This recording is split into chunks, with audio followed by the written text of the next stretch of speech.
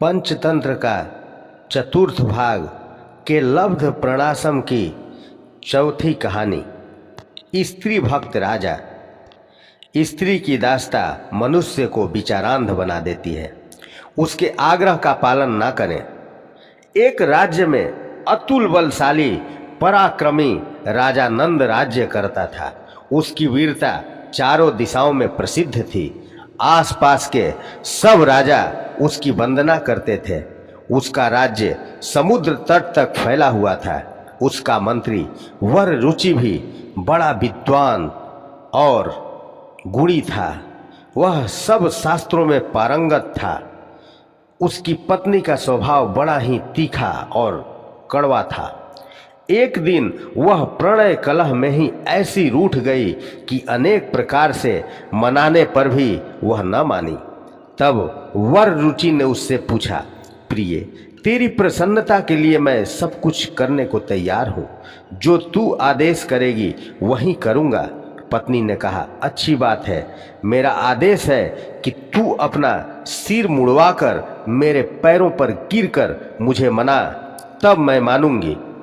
वर रुचि ने वैसा ही किया। उसकी प्रसन्नता के लिए उसने सर मुड़वाकर उसके पैरों पर गिरकर मांगी माफी। तब वह प्रसन्न हो गई। उसी दिन राजा नंद की स्त्री भी संजोग से रूठ गई। नंद ने भी कहा, प्रिय, तेरी अप्रसन्नता मेरी मृत्यु है। तेरी प्रसन्नता के लिए मैं सब कुछ करने को तैयार हूँ। तू आदेश कर, मैं उसका पालन करूँगा। नंद पत्नी बोली, मैं चाहती हूँ कि तेरे मुख में लगाम डालकर तुझ पर सवार हो जाऊं और तू घोड़े की तरह हिनहिनाता हुआ दौड़े। अपनी इस इच्छा के पूरी होने पर ही मैं प्रसन्न होऊंगी। राजा ने भी उसकी इच्छा पूरी कर दी। दूसरे दिन सुबह राज दरबार में जब वर रुचि आया तो राजा ने पूछा, मंत्री, किस पुण्य काल में तूने अपना सिर मुड़वाया है? वर रुचि ने उत्तर दिया, राजन, मैंने उसी पुण्य काल में अपना सिर मुड़ाया है जिस काल में पुरुष मुख में लगाम डालकर हिनहिनाते हुए दौड़ते हैं। राजा यह सुनकर बड़ा लज्जित हुआ। बंदर ने यह कथा सुनाकर मगर से कहा, मगर राज, तुम भी स्त्री के दास बनकर वर रुचि के समान अंधे बन गए हो। उसके कहने पर ही तुम मुझे मारने चले थे, लेकिन वाचाल होने से तुमने अपने मन की बात कह दी। वाचाल होने से सारस मारे जाते हैं, बगुला वाचाल नहीं होता, मौन रहता है इसलिए बच जाता है। मौन से सभी काम सिद्ध होते हैं। वाणी का असंयम जीव मात्र के लिए घातक है। इसी दोष के कारण शेर की खाल पहनने के बाद भी गधा अपनी जान न बचा सका, मारा गया। मगर ने पूछा, किस तरह? बंदर ने तब वाचाल गधे की यह कहानी सुनाई। वाचाल गधा, मौनम सर्वार्ध साधनम। वाचालता विनाशक है, मौन में बड़े गुण होते हैं। एक शहर में शुद्धपट नाम का धोबी रहता था। उसके पास एक गधा भी था। घास न मिलने से वह बहुत दुबला हो गया। धोबी ने तब एक उपाय सोचा। कुछ दिन पहले जंगल में घूमते घूमते एक मरा हुआ शेर मिला था। वह उसकी खाल उधेड़ लाया जो उसके पास थी। उसने सोचा, यह खाल गधे को उड़ाकर खेत में भेज दूंगा, जिससे खेत के रखवाले इसे शेर समझकर डरेंगे और इसे मारकर भगाने की कोशिश नहीं करेंगे। धोबी की चाल सफल हो गई। हर रात वह गधे को शेर की खाल पहनाकर खेत में भेज देता था। गधा भी रात भर खाने के बाद घर आ जाता था। लेकिन एक दिन यह पोल खुल गई। गधे ने एक गधी की आवाज़ सुनकर खुद भी हेंको हेंको करना शुरू कर दिया। रखवाले शेर की खाल ओढ़े गधे पर टूट पड़े और उसे इतना मारा कि बेचारा मर ही गया। उसकी वाचालता ने उसकी जान ले ली। बंदर मगर को यह कहानी कह ही रहा था कि मगर के एक पड़ोसी ने वहां आकर मगर को यह खबर दी कि उसकी स्त्री भूखी प्यासी बैठी उसके आने की राह देखती देखती ही मर गई।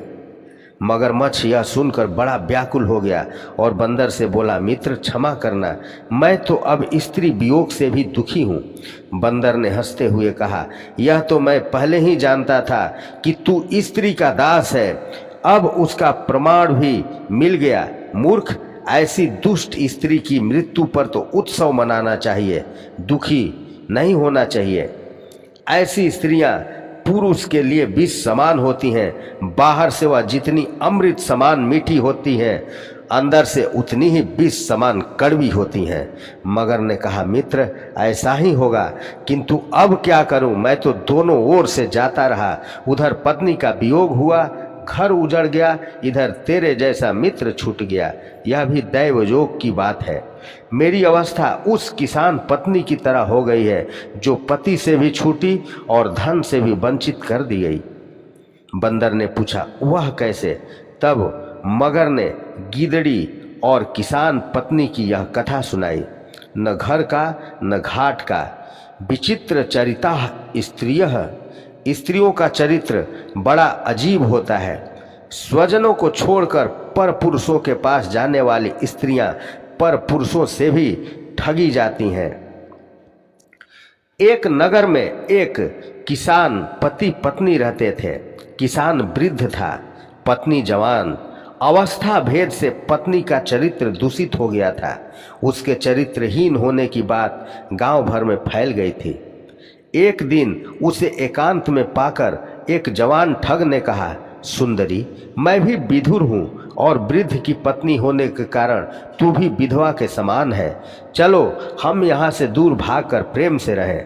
किसान पत्नी को यह बात पसंद आ गई, वह उस पर मोहित हो गई। वह दूसरे ही दिन घर से सारा धन आभूषण लेकर आ गई और दोनों दक्षिण दिशा की ओर बड़े तेज वेग से चल पड़े। अभी 2 कोस ही गए थे कि नदी आ गई, वहां दोनों ठहर गए। जवान ठग के मन में पाप था, वह किसान पत्नी के धन पर हाथ साफ करना चाहता था। उसने नदी को पार करने के लिए यह सुझाव रखा कि पहले वह संपूर्ण धन जेवर की गठरी बांधकर दूसरे किनारे पर रख आएगा, फिर आकर सुंदरी को सहारा देते हुए पार पहुंचा देगा।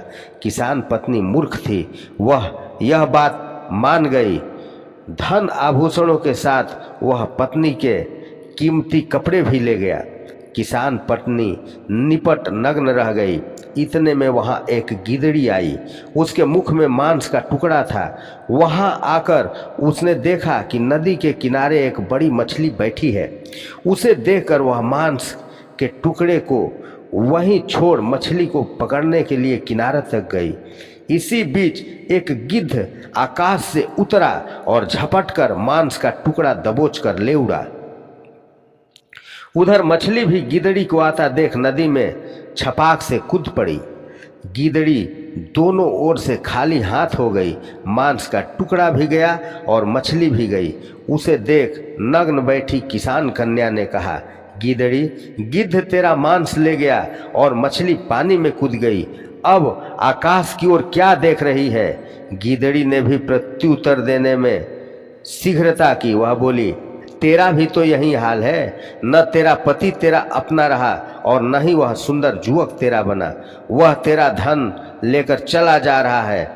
मगर यह कहानी सुना ही रहा था कि दूसरे मगर ने आकर सूचना दी कि मित्र, तेरे घर पर भी दूसरे मगरमच्छ ने अधिकार कर लिया है। यह सुनकर मगर और चिंतित हो गया। उसके चारों ओर विपत्तियों का बादल उमड़ रहे थे। उन्हें दूर करने का उपाय पूछने के लिए वह बंदर से बोला, मित्र, मुझे बता कि साम दाम दंड भेद आदि में से किस उपाय से अपने घर पर फिर अधिकार करूं?